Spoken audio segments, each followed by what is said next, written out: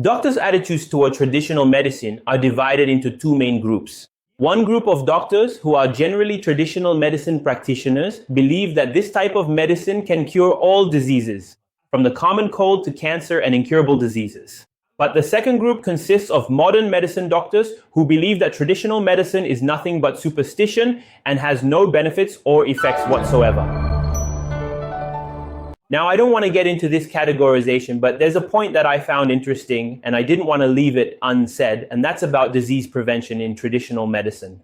There is an important principle in traditional medicine called the 3 essential T's, or the 6 fundamental principles of disease prevention, which is very interesting and actually quite close to what we believe in as modern medicine and as a cardiologist. So what are these 6 fundamental principles? First, food and drink. Traditional medicine believes that the timing of meals, the amount of food, the quality, and the type of food all have a direct impact on our health. We also fully accept this in modern medicine, and for different diseases, we recommend certain foods and advise patients to avoid others. The second principle is movement and rest. In other words, physical activity and movement, which we also believe lead to improved health, especially cardiovascular health. The third principle is sleep and wakefulness. And now even major European and American guidelines emphasize that the timing and quality of sleep have a direct impact on health.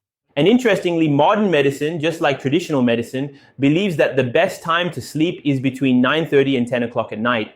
The fourth principle is the environment's air. The air we breathe should be clean, healthy, and free of pollution. And now we've realized that polluted air, smoky air, and air containing dangerous and toxic substances can endanger our health. The fifth principle that traditional medicine believes in is retention and elimination. In other words, it believes that just as what enters the body is important, what leaves it is also important. Therefore, stool, urine, sweat, and even tears, that is anything that is expelled from the body, should be released completely and smoothly. Otherwise, it can lead to disease. And finally, the sixth principle is the state of the soul or psychological condition. In other words, they believe that mental and emotional states like anger, happiness, sadness, grief, and similar issues can have a direct impact on the health of the body.